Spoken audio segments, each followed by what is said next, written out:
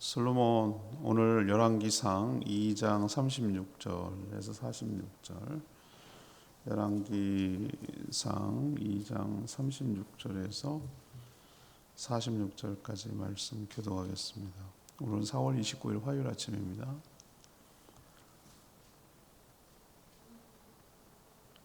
열왕기상 2장 36절에서 46절까지 말씀.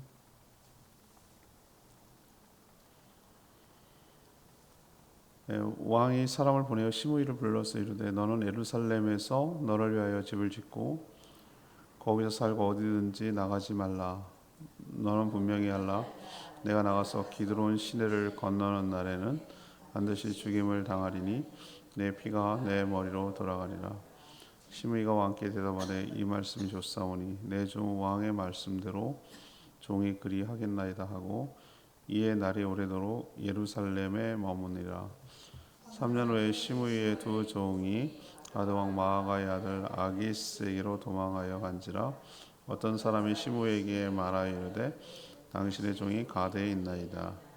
시므이가 그 종을 찾으려고 일어나 그의 나귀 안장을 지우고 가드로 가서 아기스에게 나아가 그의 종을 가드에서 데려왔더니 시므이가 예루살렘에서부터 가드에 갔다가 돌아온 일을 어떤 사람이 솔로몬에게 말한지.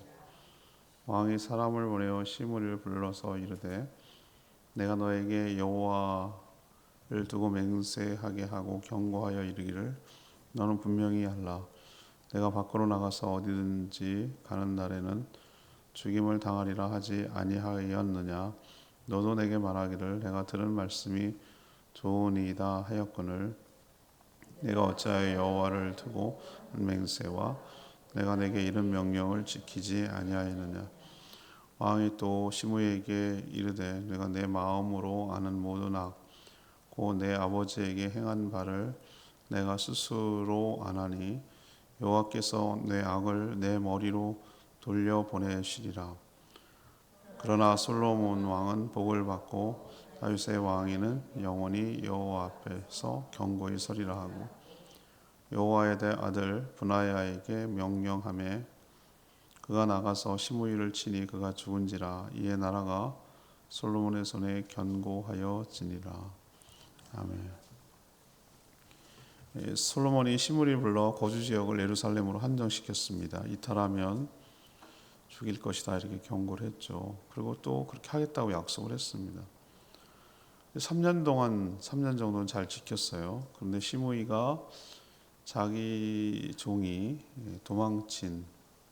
도망쳤는데 가드는 블레셋 지역이죠. 거기로 도망쳤다는 얘기를 듣고 종을 찾아서 잡아오려고 가드로 갔습니다.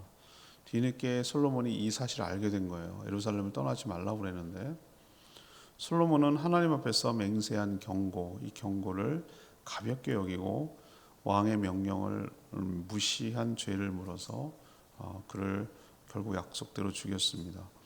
그러자 다윗의 유언은 결국 다 이루어졌습니다. 그러자 나라가 견고하게 되었다라는 내용이 오늘 말씀입니다. 오늘 질문은 시므이를 통해서 얻는 교훈은 무엇입니까? 이 시므이를 통해서 얻는 교훈은 무엇입니까? 이것이 오늘 질문입니다. 먼저 36절에서 38절까지 말씀입니다. 하나님의 뜻을 거역한 대가를 치렀습니다. 하나님의 뜻을 거역한 대가를 치렀습니다.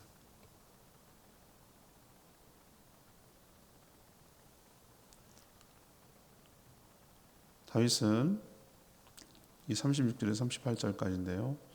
다윗은 솔로몬에게 왜 시므이를 반드시 이 제명에 죽지 못하게 하라 이렇게 유언을 했을까요?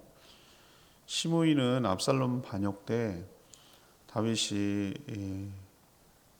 급하게 도망가는 중에 그 베냐민 지파 땅을 통과하게 된 것이죠. 유다 지파가 붙어 있으니까. 근데 거칠게 따라다니면서 계속 따라오면서 모욕하고 저주하고 악담을 했던 그 인물입니다. 그때 다윗의 신하들이 왕 다윗에게 저 당장 죽일까요? 라고 했지만 다윗은 시므이를 통해서 하나님이 들려주신 말이라면 들어야 한다. 오히려 들어야 한다. 이렇게 만류를 하고 그를 죽이지 않았어요.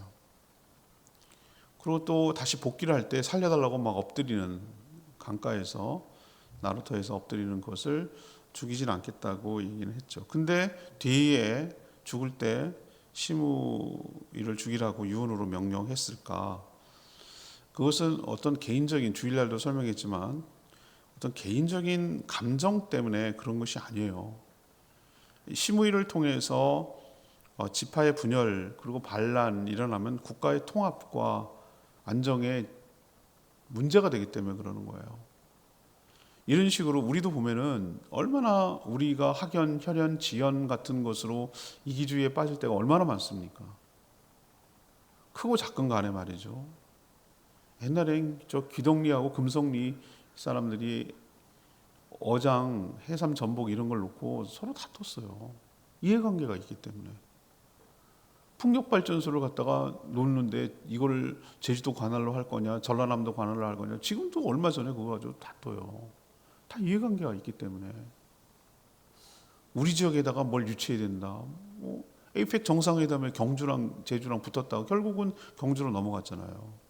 그런 식이에요. 그러니까 어떤 이해관계가 있으면 하는데 이걸 넘어서서 거의 독립운동하듯이 분열을 일으켜버리면 나라가 얼마나 혼란스럽고 어렵겠어요. 시므이는 철저히 어떤 사람이냐면은 베냐민 지파의 이익을 대변하는 사람이에요. 이건 하나님의 뜻을 무시하고 하나님께서 다윗 왕을 왕으로 세웠다는 것을 인정하지 않고 끝까지 사울이 계속 주구장창 그 왕권을 이어가야 된다라고 생각하는 거예요. 거기서 벗어나지 못해요. 그러니까 다윗을 욕하고 막 저주하고 그랬던 거거든요. 근데 만약에 이것을 용납하고 놔둬버리면 어떻게 됩니까? 계속해서 지파주의로 빠지게 되죠. 자기 지파의 이익만 대변하려는 그런 것이기 때문에 나라의 통합과 안정을 이뤄낼 수가 없어요. 그래서 솔로몬은 뭐라고 얘기했냐면은 하나님, 이거는 자기 이익을 대변하는 게 아니고 하나님 뜻을 거역하고 도전하고 방해하는 거라고 판단한 거예요, 다윗이. 솔로몬이 어떻게 제안을 했냐면은 고향 베냐민에 살지 못하도록 했어요. 거기 살면 계속 그런 세력을 규합해가지고 그런 짓을 하니까. 그래서 거기를 떠나가지고 어디에 머물게 했냐면은 예루살렘으로 거처를 옮기게 해가지고 거기서 주거를 제한하도록 했어요. 이 조치가 무엇을 의미하는 거죠? 베냐민 땅에서 반역이나 그런 걸 못하도록 하기 위해서 자기 가까이 두는 거예요.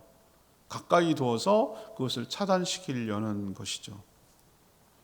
일종의 어떻게 보면은 가택연금 같은 거예요. 어디를 못 벗어나게 만드는 거니까. 그러니까 예루살렘이라는 지역으로 한정시켜 버리니까 물론 뭐 꼼짝달싹 못하는 감옥살이 같은 곳은 아니지만 유배지처럼 마치 이렇게 거기 벗어나지 못하도록 그렇게 조치를 취한 거예요.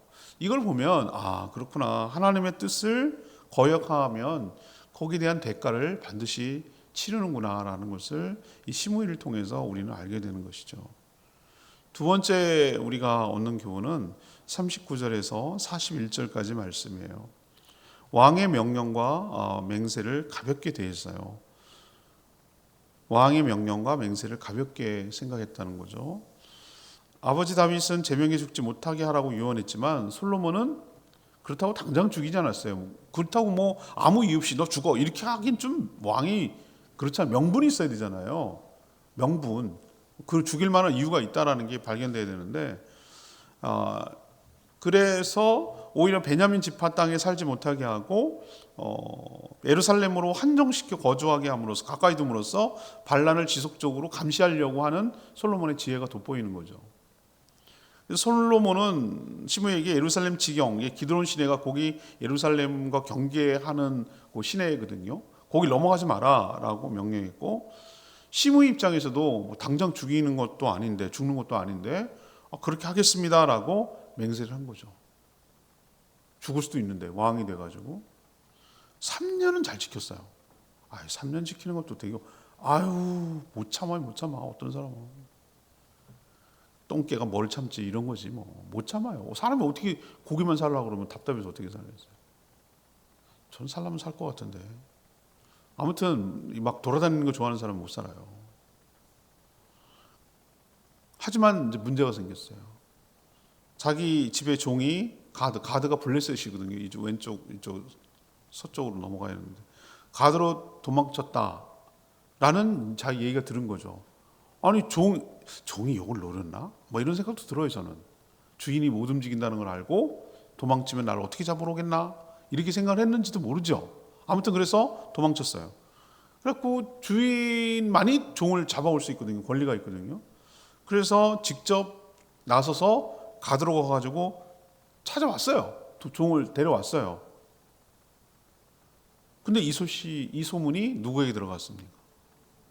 솔로몬 왕에게 들어갔어요.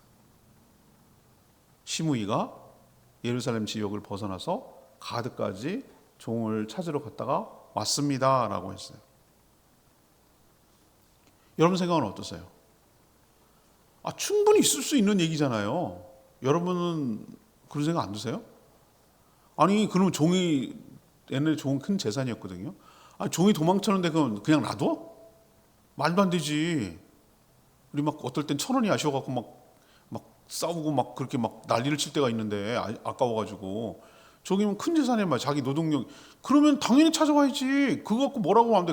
이건 예외지. 뭐 이렇게 할 수 있잖아요. 충분히 정상 참작이 되는 얘기잖아요.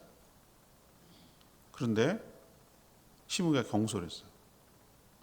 시므이가 한 걸 3년쯤 되니까 사람이 잊어버려. 그러니까 자기가 하나님 앞에서 왕과 맹세한 사실을 어떻게 한 거예요? 잊어버리고 가볍게 생각. 이 정도는 봐주겠지 뭐. 자기 혼자 생각해. 그냥 그렇게 생각한 거예요. 3년을 잘 지켰으면 내가 여기 이 왕의 명령을 잘 받들고 섬기고 있다는 의지를 보여준 거 아니냐? 뭐 내가 3일 만에 간 것도 아니고. 그리고 내가 괜히 갔냐? 도망친 종을 잡으러 간 거 아니야. 주인으로서. 그건 주인이 당연히 권리를 행사한 건데 이게 왜 문제가 되지? 이렇게 생각할 수도 있어요. 우린 다 이유가 있습니다. 자기가 하는 일에 대해서 처녀가 애들 낳아도 할 말이 있잖아요. 다 할 얘기가 있어요. 없는 게 아니라니까. 사람 살다 보면 다 자기 나름대로 왜 그렇게 살 수밖에 없고 왜 그런 행동을 했고 왜 그렇게 살게 되는지에 대해서 왜 할 말이 없어요. 누구든지 다 할 얘기가 있지. 대통령 봐도 얼마나 할 말이 많아요. 국민을 계몽하려고 그랬대잖아요. 깨우치려고. 얼마나 할 말이 많아. 그런 거예요 원래 살아가는 게. 근데 그게 잘못한 거죠. 자기는 지금 어떤 조건으로 살고 있는 거죠? 진즉이 죽었어야 되는 건데 왕의 은혜와 왕의 자비로 어떻게 하냐? 조건부로 지금 여기에 머물고 살고 있다는 사실을 놓치고 있는 거예요. 우리 긴장감이 사라진 거예요. 결국은 왕의 명령을 어긴 건 어기잖아요. 너 떠나지 마라. 떠나는 날은 정녕 죽을 거다라고 얘기를 했는데 어겼잖아요. 우리도 이렇게 하나님 앞에 왕 앞에 가볍게 맹세한 것에 대한 경솔한 것에 대한 결과가 이렇게 처참하게 살 수도 있었는데 자기 스스로 자초한 꼴이 되고 말았다라는 것을 시므이를 통해서 잘 교훈을 얻고 살아가게 되기를 바랍니다. 마지막 세 번째 얘기는요. 42절에서 46절까지 말씀이에요. 그의 죽음으로 나라가 더 견고해졌다라고 했어요. 다윗은 유언을 내릴 때 솔로몬에게 뭐라고 했냐면 너가 지혜가 있는 사람이니 시므이에게 행할 일을 알 것이라고 그랬어요. 다윗은 시므이를 제명해 죽지 못하게 해라는 것은 했지만 그 방법론은 솔로몬에게 맡겼어요. 어떻게 할 것이냐에 대해서 너가 지혜 있는 것이니까 어떻게 해야 될 것인지는 네가 찾아내라 이거죠. 그걸 얘기한 거였는데 솔로몬은 지혜로운 사람 맞아요. 당장 시므이를 죽이지 않았어요. 그러면 생각해 보세요. 왕이 너 일로 와, 너 죽어. 이렇게 하면은 아무리 왕이라도 백성 입장에서 너무 황당하잖아요. 기분 따라 막 이거 궁예야? 뭐 그러면 기분 나쁘면 막 사람 죽이고 뭐 그래도 되는 거야? 이 미친 이 왕이잖아요. 폭군이잖아요. 그러면은 이유가 있어야지. 명분이 있어야 되고. 그렇지 않겠어요? 아무리 뭐 사람을 죽이려고 해도 뭐 근거가 있어야 될 거 아니야. 뭐 이유라도. 뭐 이유야 만들면 권력자들은 다 나오는 거지만 아무튼 그래서 기회를 준 거예요. 기회. 그에게 기회를 준 거죠. 당장 죽이지 않고. 그렇지만 조치는 취해야 되기 때문에 베냐민 지파 땅에서 살지 못하게 함으로 세력을 규합하거나 또 베냐민 지파와 내통함으로써 반란을 도모하지 못하도록 하는 조치는 취했어요. 이게 진짜 목적이니까. 시므이를 죽이는 게 목적이 아니고 그 지파 분열주의, 지파주의를 막으려고 하는 선제 조치거든요. 나라를 위해서. 이스라엘은 전체 통합된 나라를 위해서 그렇게 하는 거예요. 만약에 이걸 놔주면은 막 우후죽순처럼 막 반란이 일어나고 그럴 거예요. 그걸 막으려고 하는 조치거든요. 시므이는 결국 왕의 명령과 약속을 어긴 것이죠. 솔로몬은 그를 불렀어요. 네가 하나님을 두고 맹세한 경고를 무시하고 또 명령을 어겼다고 책망하고 그를 죽였어요. 만약에 여기서도 그냥 넘어가면 어떻게 되겠습니까? 작은 거역이 큰 거역으로 이어져서 나라의 기강이 서질 않죠. 왕이란 게 이렇게 고독한 거예요. 어떨 때는 항상 좋은 왕이 될 수는 없는. 좋은 왕이란 뭡니까? 옳고 그름을 분명하게 얘기를 하고 기준을 제시해야 되는 거예요. 그러지 않으면 나라의 기강이 무너져 버려요. 솔로몬은 시므이에게 선왕에게 한 죄가 너무 큰 것을 본인도 잘 알 것이라고 말하며 그 책임은 자신이 아니라 본인이 져야 할 것이라고 그렇게 말합니다. 시므이까지 숙청돼서 46절에 보니까 이제 반란의 씨앗이 다 정리가 됐어요. 그리고 나라가 솔로몬의 손에 견고해졌습니다. 결국 복수가 아닌 나라를 위한 조치였어요. 좀 우리나라 역사를 비교하면서 일제시대 때 우리 손으로 광복이 이루어지지 않았기 때문에 미군과 소련이 들어와서 분단을 한우고 식탁톡진을 했어요. 주권이 일본에게서 우리에게로 넘어와야 되는데 주권이 미국과 소련에게로 그것도 반으로 나눠갖고 넘어갔어요. 처음에는 일제를 청산하기 위해서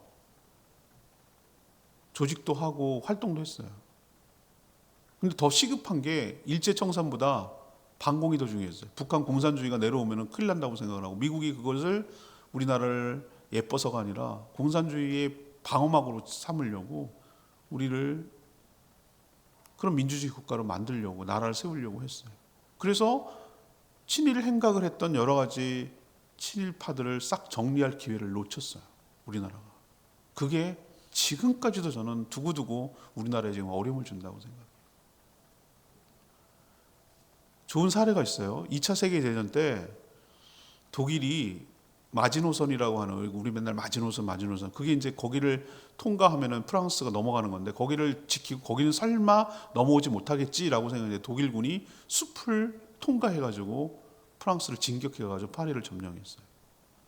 그리고 괴뢰정부 세우고 나치의 그 순종하는 그런 나라를 세웠어요.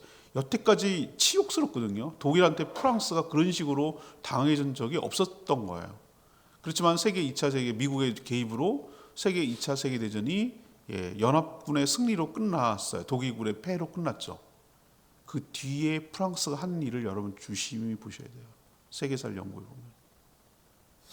독일에게 부역한 사람들, 독일 그러니까 친일이 아니라 나치에 협력한 사람들을 샅샅이 찾아냈어요. 그리고 반드시 다 처형했어요. 조금이라도 협력하고 했던 사람들을 하나도 남기지 않았어요. 왜? 저런 인간들은 또 나라가 뒤집어지면 나라는 생각하지 않고 자기 힘을 먼저 생각하는 사람들이니까. 그래서 다시는 그런 일이 안 생기도록 딱 한 거예요. 그게 바로 세우는 거예요. 그게 나라를 바로 세우는 거예요. 그래야 그런 일이, 불행한 일이 반복되지 않으니까. 우린 그걸 못했어요. 일제시대 때 그렇게 잘 먹고 잘 살던 사람들이 관리도 하고 경찰도 하고 헌병도 하고 했던 사람들이 딱 바꾸니까 딱 눈치를 보니까 어디로 붙어야 되냐면 이제 천황폐하 만세하던 것이 이제 누구로 넘어서 미국이 좋아하는 게 뭔가 반공을 좋아하거든요. 이 사람들이 막 공산주의가 막 싫고 막 그런 게 아니라 자기 살려고 둔갑을 해야 되니까 빨리 처세를 바꾼 거예요. 갑자기 언제부터 그렇게 공산주의가 싫었다고 막 반공주의자로 나서고 막 합니다. 당장은 또 나라를 세우고 안정을 세워야 되니까 미군정에서 친일파했던 사람 가리지 않고 다 경찰도 하고 관리도 하고 다 갖다 그냥 집어넣었어요. 옷만 바꿔가지고. 그러니 그 사람들이 독립운동하고 뭐 한 것이 옛날에 독립운동 그런 거를 이렇게 물개려고 하고 뭘 굉장히 강조를 해야 되냐면은 우리가 공산주의를 물리치기 위해서 어떻게 노력했는지에 대해서 그것만 계속 이렇게 부각시키는 거예요. 왜? 옛날 자기가 잘못한 것을 세탁해야 되니까. 그것은 문제가 되지 않는다고 생각하니까. 그리고 항일운동을 하고 독립운동했던 사람들도 공산주의에 빠졌다고 하면 그건 다 없던 걸로 돼버리고 이런 식으로 되는 거예요. 왜 그러냐면 그렇게 해야 자기가 사니까. 이게 우리나라의 비극이에요. 분단의 비극이고 지금까지도 그 그림자가 계속 남아있는 거예요. 오늘 제가 왜 이 얘기를 하냐면은 솔로몬 냉정하네. 다 숙청을 하네. 요압 장군 죽이고 그 토요일부터 지금 계속 그 얘기하잖아요. 뭐 나라의 통치를 했다 뭐 이런 얘기 안 해요. 요 다음부터 뭘 구하냐면 하나님 앞에 지혜를 구하고 성전을 구하고 왕궁을 세우고 뭐 나라에 임명하고 이 얘기는 두 번째 문제예요. 뭐부터 정리하는 줄 아세요? 과거사를 정리해야 되거든. 이게 정리가 안 되면은 여전히 그 국가의 불안한 요소가 생겨나거든. 잘못한 것에 대해서 반드시 형벌을 주고 청산을 해야 되거든요. 그러지 않으면은 나라가 바로 설 수가 없거든요. 그래서 요압 장군 제거하고 아비아달 제사장 파면하고 오늘 다윗 왕이 말했던 것처럼 마지막 시므이를 제거하고 이렇게 함으로 인해서 하니까 오늘 48절 보세요. 이에 나라가 솔로몬의 손에 뭐하여지니라? 견고하여지니라고 말하고 있잖아요. 견고하여지니라. 우리가 하나님의 두 가지 속성, 지난 주일날도 말했습니다만 이 다윗의 유언을 통해서 우리가 알아야 될 것이 양쪽의 그 균형을 유지하는 게 굉장히 제가 살아보니 어려워요. 하나는 공의를 세워가는 문제, 하나는 자비와 사랑을 잊어버리지 않는 이 균형점을 찾아가는 것이 책받침에 이렇게 놓고 무게중심을 하는 것만큼이나 어려워요. 여러분 그런 노력했습니까? 뭐 굉장히 대단한 사람들 보면은 어떠냐면 이렇게 의자를 갖다가 손가락 하나로 세워. 대단하죠. 그게 무게중심을 기가 막히게 잡는다는 얘기거든요. 쏠리지 않도록 해서 무게중. 여러분 책받침 하나 이렇게 세울 수 있어요? 이렇게 한 손가락? 되게 어렵습니다. 치우칩니다. 일로 치우치거나 절로 치우거나 일로 치우치게 돼 있어요. 근데 우리도 똑같아요. 어떠냐면 어떤 사람이 어떻게 강하냐면은 공의가 강한 사람이 있어요. 공의가. 그래서 공의가 강한 사람은 거룩해야 되고 바르게 해야 되고 똑바로 해야 되고 올바라야 되고 경우가 있어야 되고 확실해야 되고 이런 걸 좋아하는, 이걸 이렇게 돼야 된다고 생각하는 사람이에요. 그게 잘못된 게 아닙니다. 그게 있어야 됩니다. 근데 이런 분들이 하나 약한 게 뭐냐면은 사람은 또 뭘로 삽니까? 자비와 은혜와 긍휼과 이런 걸 얻고 살아가야 되거든요. 이걸 놓치면 안 되거든요. 이것만 있는 사람은 굉장히 무섭고 뭐라 그럴까 너무 그런 사람이 돼요. 근데 바르실레 아들들을 다윗이 잘 챙겨주라고 했잖아요. 그건 뭐냐면은 은혜를 잊어버리지 마. 은혜를 꼭 생각하고 갚고 이렇게 살아라. 요거 잊어버리면 안 된다라고 얘기하는 거예요. 근데 요거 굉장히 중요해요. 은혜를 받은 것에 감사할 줄 알고 그것을 표현할 줄 알고 그렇게 살아가는 게 굉장히 중요해요. 근데 이것만 있으면 이게 약해져요. 공의가 약해져요. 끊고 맺고가 안 돼요. 이 두 가지를 굉장히 이게 절충하면서 조화를 이루고 살아가는 게 여러분 생각보다 굉장히 어려워요. 제가 경험해 보니까 알겠어요. 근데 이걸 두 개 놓치면 안 돼요. 두 개 다 조화를 이루려고 균형을 찾으려고 여러분 부단히 노력하셔야 돼요. 부단히 하나님께 묻고 하나님께 해야 돼요. 어떨 때는 공의를 세워야 되는 게 있어요. 좋은 게 아니고 그냥 막 유야무야 넘어가면 안 돼요. 옳고 그름에 대한 분명한 기준과 선택과 판단과 그런 게 있어야 돼요. 그러나 놓치면 안 되는 게 있어요. 하나님, 사람에 대한 연민, 사람에 대한 긍휼함, 사람에 대한 그 불쌍히 여기는 자비하는 마음, 그런 마음을 놓치면 안 돼요. 사랑의 마음. 이 두 가지를 가질 때 하나님의 속성을 갖게 되고 그게 그런 공동체가 될 때 공동체가 오늘 말씀대로 견고해지고 단단해지고 성장하게 될 줄 믿습니다. 43절 말씀, 레마의 말씀. 내가 어찌하여 여호와를 두고 한 맹세와 내가 내게 이런 명령을 지키지 아니하느냐. 솔로몬이 시므이를 책망해서 했던 말이거든요. 솔로몬의 명령은 왕의 명령만이 아니었어요. 하나님 앞에서 했다고 그러잖아요. 하나님 앞에서. 이중 안정장치예요. 일종의. 시므이가 왕의 명령만 아니라 하나님의 명세도 어긴 거라고 얘기하는 거예요. 우리 역시 하나님 앞에서 했던 맹세들이 여러분 의외로 많습니다. 여러분 안 했던 것 같죠? 하나님 앞에서 잊어버렸죠? 시므이처럼 3년 지나니까. 뭐부터 했는 줄 알아요?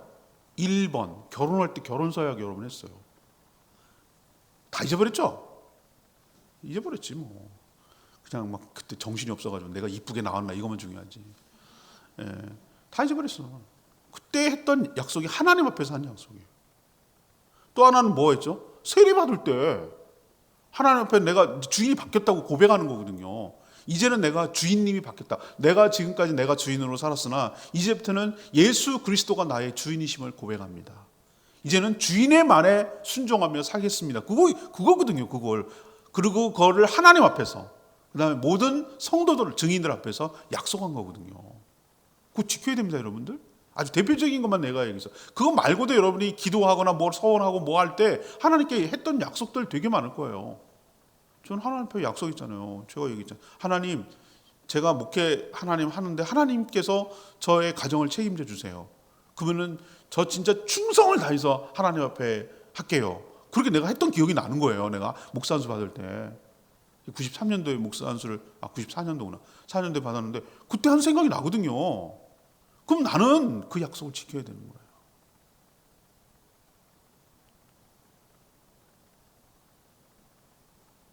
여러분들, 우리가 하나님 앞에 한 약속은 하나님은 우리에게 한 약속을 지키세요. 우리도 하나님께 했던 약속을 신실하게 지키며 살아가는 저희 모두가 되기를 원합니다.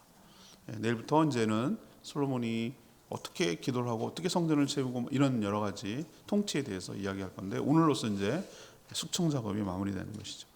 476장 찬양지 476장 부르고 기도하도록 하겠습니다.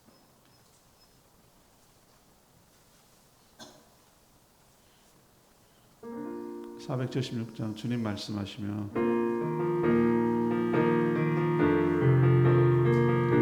주님 말씀하시며 주님 말씀하시며 내가 나가리나 주님 뜻이 아니며 내가 멈춰서리나 나의 하고 서는 것 주님 뜻에 있으니 오 주님 나를 이끄소서.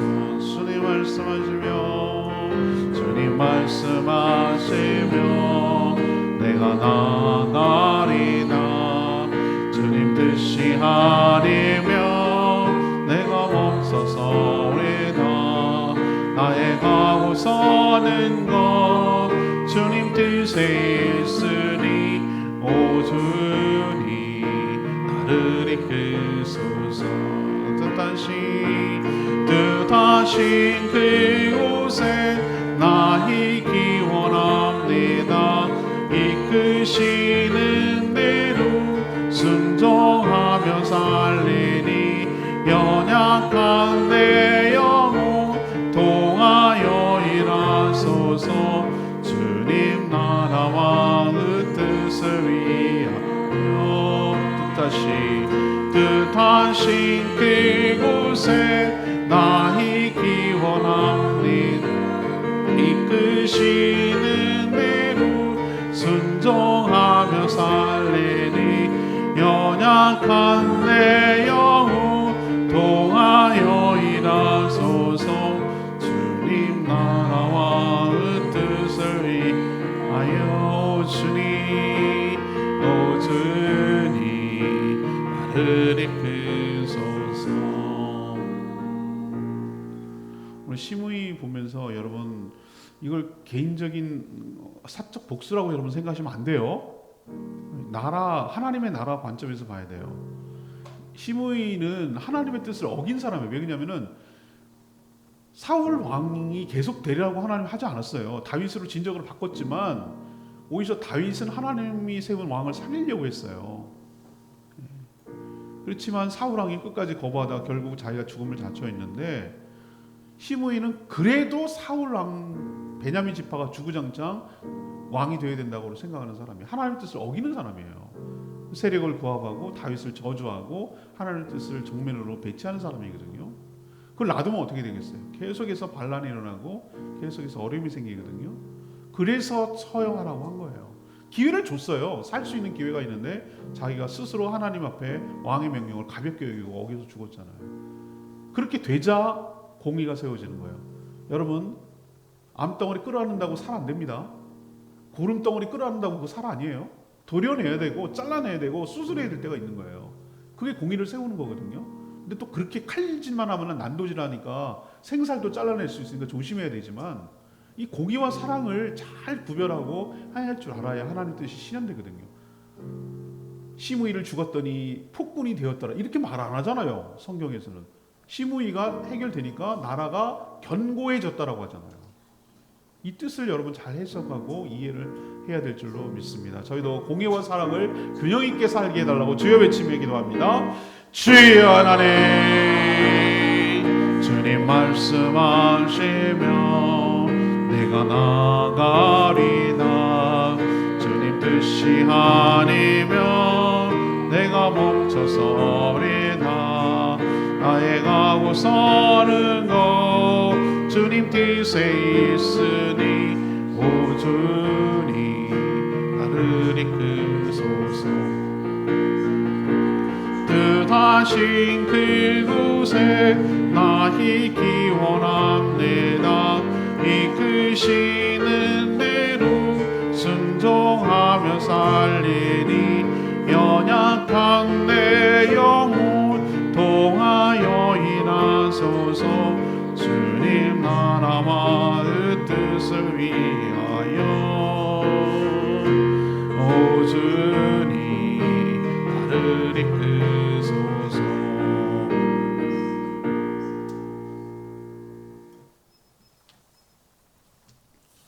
하나님, 솔로몬의 숙청 작업을 보면서 개인적인 감정과 복수를 넘어 나라를 생각하는 리더의 고충이 느껴집니다. 시므이는 지파의 이익만 생각하고 다윗이 왕이 되는 것을 거부하고 거역했습니다. 하나님의 뜻을 거역한 셈입니다. 살 수 있는 기회를 준 왕의 명령을 가볍게 어기고 어겼습니다. 그동안 잘 참았다고 그럴 수밖에 없었다고 생각하며 경솔하게 행했고 그 대가는 참았겠습니다. 솔로몬은 지혜로운 사람이었습니다. 자비를 베풀 수 있는 기회를 줬지만 결국 어긴 쪽은 시므이로 그 책임을 돌렸습니다. 저희도 어떨 때는 공의를 세워야 될 때, 또 어떨 때는 사랑과 자비를 행해야 될 때가 있습니다. 이 둘에 치우침이 없이 좌로나 우로나 치우치지 않고 중심을 잡고 정도를 걸어가는 저희 모두가 되게 하여 주시옵소서. 오늘도 강건한 기도 주님 들어주시고 주님과 동행하는 복된 하루 살아가게 하여 주시고 성도들의 모든 생업과 가정과 일터를 축복하여 주시옵소서. 주님께서 모든 삶을 앞서 행하시고 책임져 주시옵소서. 주님을 온전히 신뢰함으로 오늘 하루도 살아가는 복된 인생 되게 하여 주시옵소서. 감사드리며 예수 그리스도의 이름으로 기도합니다. 아멘. 오늘 하루도 주의 은총 가운데 살아가는 복된 하루 되기를 축복합니다. 충분히 기도하고 하루 시작합니다.